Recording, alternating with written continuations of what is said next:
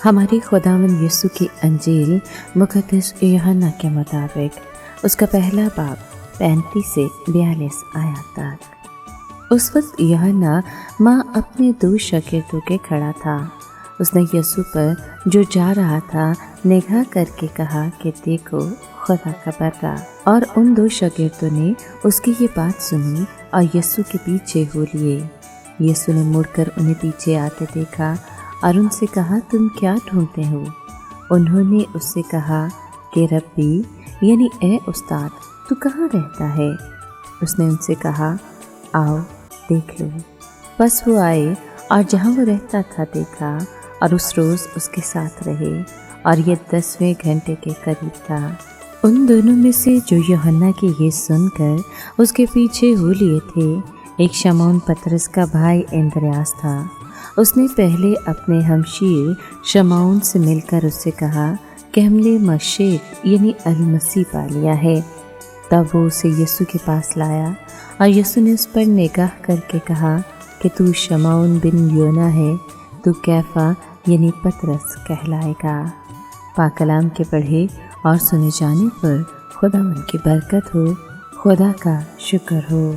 عزیز دوستو، یوحنا کے یہ 2 شاگرد فوراً خدا کے بارے کے معنی کی گہرائی تک نہ پہنچ سکے، لیکن جس نگاہ سے یوحنا نے خدا کے بارے کو دیکھا، اسے دیکھتے ہوئے وہ بھی چاہتے تھے کہ یسوع کو جانے جو دنیا کے خداوند اور منصف ہونے والے تھے، اور ساتھ ہی ساتھ بنی نوع انسان کے لیے اپنی جان قربان کرنے والے تھے۔ ان 2 شاگردوں نے یسوع سے اجازت طلب کی کہ وہ اس کے ساتھ اس کے گھر جا سکے۔ تب یسوع نے ان سے کہا کہ چلو دیکھ لو۔ یسوع نے ان سے یہ نہیں کہا کہ چلو میرے ساتھ مطالعہ کرو، بلکہ یہ کہا کہ اپنی آنکھیں کھولو تو تم میری اصلی شخصیت اور میری قوت دیکھ لو گے۔ یہ دونوں شاگرد یسوع کے ساتھ پورا دن رہے۔ فضل کے لمحے کتنے دلکش ہوتے ہیں۔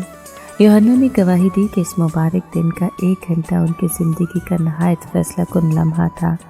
یہ تیسرا پہر تھا۔ تب یوحنا نے یسوع کی سچائی کو پاک روح کی قدرت سے محسوس کیا، کیونکہ ان کے خدا نے ان کا ایمان قبول کیا اور انہیں راست باز ٹھہرا کر یہ یقین دلایا کہ یسوع ہی موعودہ مسیح ہے۔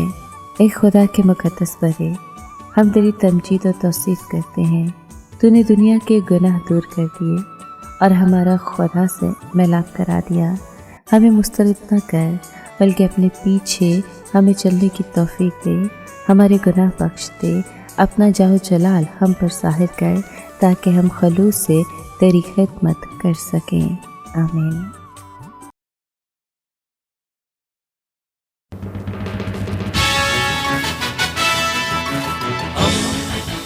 دوستی کا پیغمبر، ریڈیو ویریتاس ایشیا۔